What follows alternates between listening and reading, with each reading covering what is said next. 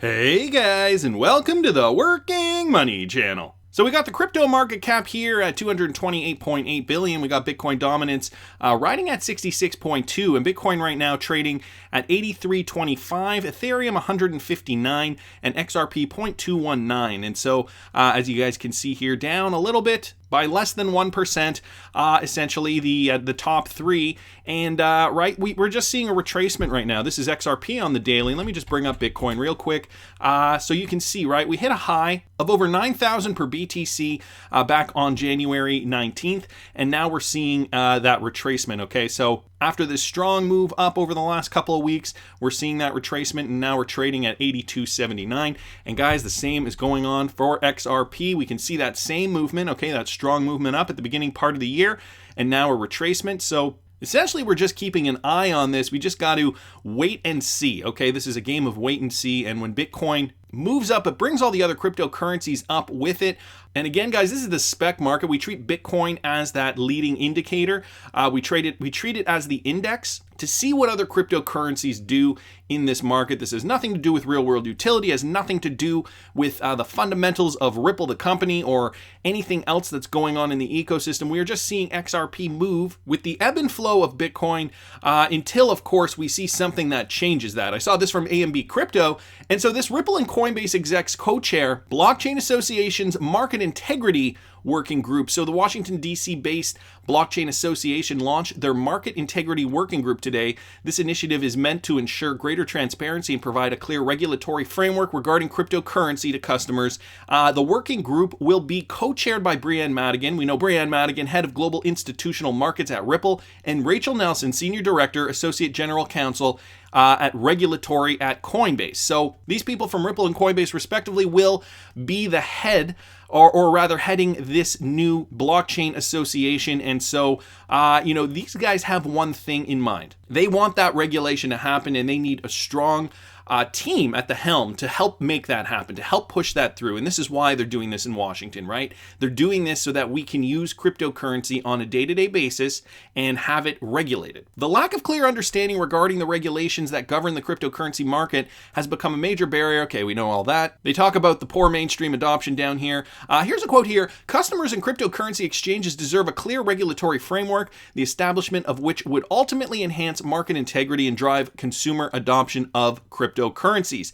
And so, guys, you got to remember, once this becomes regulated, this is when we will start to see a big boom, okay? The mainstream is it's not even on their radar yet. Okay, we are so far ahead of the game, and we're waiting with bated breath for this cryptocurrency regulation to come to pass. But once it does, we are going to see a lot more flood into the system, a lot more technology, a lot more companies probably open up, blockchain companies, a lot more ideas flood in. And these companies are going to continue to innovate. And we might even see more use cases. Well, we definitely will see more use cases for cryptocurrency. And so this is just the beginning, not to mention the fact that right now, the market has been sitting at this 220, 200, 300, 400, whatever it is, billion market cap. Once cryptocurrency regulations come to pass, we haven't even talked about the institutional money that is going to pour into cryptocurrencies. Okay, once it's good and legit to have on their books, they are going to invest in it because it is an emerging asset, and should they not see the potential, well, I suppose that would be their loss. And of course, even for the mom and pop traders out there, the mom and pop traders who think to themselves, yeah, well, I heard about this crypto thing, it seems to be getting big, maybe I should invest in this as well, and they see the price of Bitcoin, and they're like, well, maybe a little too rich for my blood. Then they look at Ethereum. Okay, maybe I can afford a few Ethereum at $159. But then they look at XRP, guys, and it's crypto vanity. I learned that term from the modern investor, and it's a brilliant term. It's the idea that you want to hold a lot of one particular digital asset. And so, of course, the cheaper the digital asset is, the more of it you can buy, obviously, with a smaller amount of money. And so when you look at this and you look at these price points, Bitcoin at 83.25, Ethereum 159, and XRP at roughly 22 cents, Which one would you buy if you were a newbie in the space? You thought to yourself, well, if I get a lot of something, there's more opportunity for it to grow. I seriously do think more money will pour into XRP just based on crypto vanity alone, not to mention all the other reasons that I think so. This from at crypto_XRP on Twitter. And so this news from New York, cashless businesses are now banned in New York. This is actually pretty controversial. New York City's restaurants and other retail establishments will no longer be allowed to reject cash payments under legislation passed by the City Council on Thursday. Supporters of the bill say cashless businesses requiring credit cards and electronic payments like Apple Pay discriminate against poor people who may not have bank accounts or credit cards, as well as minors. The City of New York cannot allow the digital economy to leave behind the 25% of New Yorkers who are chronically unbanked and underbanked. So I don't know why they're doing this, but this is a move that is very, very calculated for New York. They are saying that businesses are from a point are not going to be allowed to accept cash. Now, I don't know, does this hit cash-only businesses, or the fact that the businesses that take cash and credit card can now no longer take cash, they can only take credit cards and other methods of payments. Very, very interesting. I gotta thank Crypto Dash for that. Thank you so much. But it really does paint an interesting picture of where the world is going. We know that many societies around the world, like in Sweden, they are already virtually cashless over there. And now we're starting to see the trend creep into North America. And this is calculated. This is because they know that first of all, cash payments have declined over the years, but also cryptocurrency and cryptocurrency regulation is going to change a lot of this as well. I think you'll start seeing people paying for a lot more things over their phones. You'll start to see a lot more cryptocurrency-based devices, credit cards, or some things that are going to be tied to digital currencies are now going to be more widely accepted at these businesses. So they want to eliminate cash, and also for the other reason of, when you have these cash-only businesses, these guys tend to, and I'm not saying they all do it, but they tend to skirt the system by not paying all their taxes. They are not going to claim all their income if they are a cash-only business. Cash is easy to hide. Cash is easy to stow away. You can put it in a safe. You can put it in a safety deposit box. So there are a lot of benefits to cash. And now New York doing this. So very, very interesting. Guys, I saw this from A&B Crypto, the XRP ledger-based Xumm project ready for private beta testing. And so for those of you guys who don't remember Xumm, this is the XRPL Labs project helmed by Vin. And he started this a few months ago. Guys, this is from Hodor's blog from, I don't know what the date on this, but this is essentially, he wrote about this when Vin initially announced that he was starting this. So just to be clear, Xumm does everything a wallet can do. So some people were considering it just to be another cryptocurrency wallet. It allows users to connect to any number of XRP Ledger accounts using a secret key. It supports the processing of any transaction that the XRP Ledger supports, and it's a mobile app. But those are the basics, says Hodor. In future releases, Xumm will integrate with banks, which is really interesting. In its first iteration this year, it will support interfacing directly with an endless array of end-user applications by exposing APIs for other developers to call. So integrate with banks. And again, guys, this kind of technology just goes back to this article here. We're going to see more of this in the coming years. Once cryptocurrency regulation comes to pass, we're just going to see more products coming out where they're going to be integrated with credit cards, they're going to be integrated in smartphones, and we are going to be able to pay with cryptocurrency. Cryptocurrency is going to be not only used for cross-border transactions, there are going to be many use cases for many different cryptocurrencies. And so Xumm here now have an update. So this tweet here from Vin. Again, guys, I will link this article in the description if you want to read further. The beta version of the application will be available to a small group of skilled developers, according to Vin.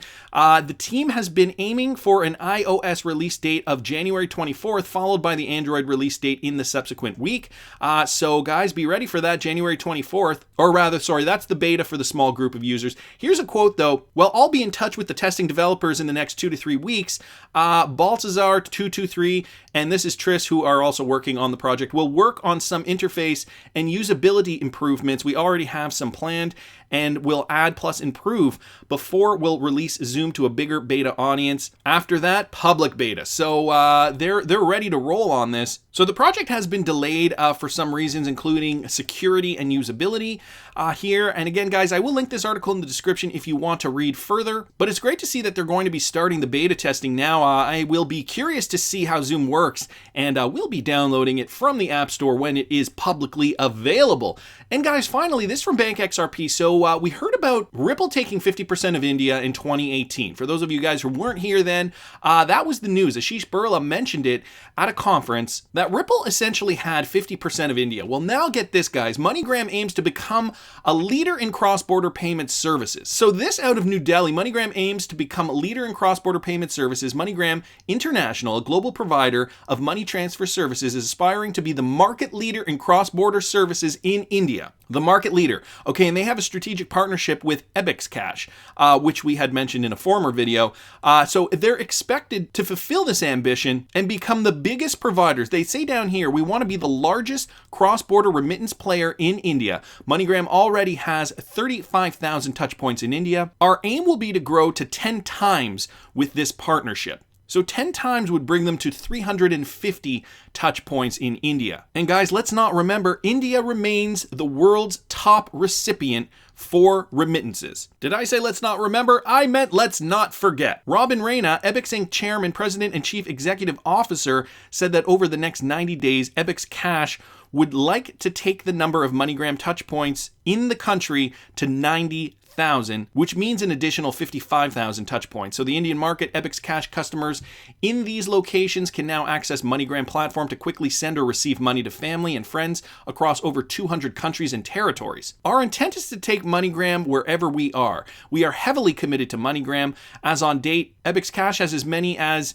and I think this number was written incorrectly, but right now it says 320,000 touch points across the country. We are also the largest domestic remittance player in India, Raina says. The strategic partnership aims to bring inward remittance volume of $3 billion annually just to India alone, guys. And so this is the reason, guys. This is the reason Ripple and MoneyGram, they want to partner strategically. They can help each other. Like Alex Holmes said, like Brad Garlinghouse said, it's a match made in heaven. They can both help each other out to expand their reach, and this is a perfect example of that. So now Ripple, beyond their 50%, they are going to get more of India with this MoneyGram and EBEX Cash partnership, not to mention all the other partnerships they have in the East and Asia in particular. So guys, I think that's going to do it for me for today. But I want to hear what you guys think. Please subscribe to the channel if you haven't already. Like the video if you like the content I'm providing. I always love hearing your comments. See you in the next one, guys.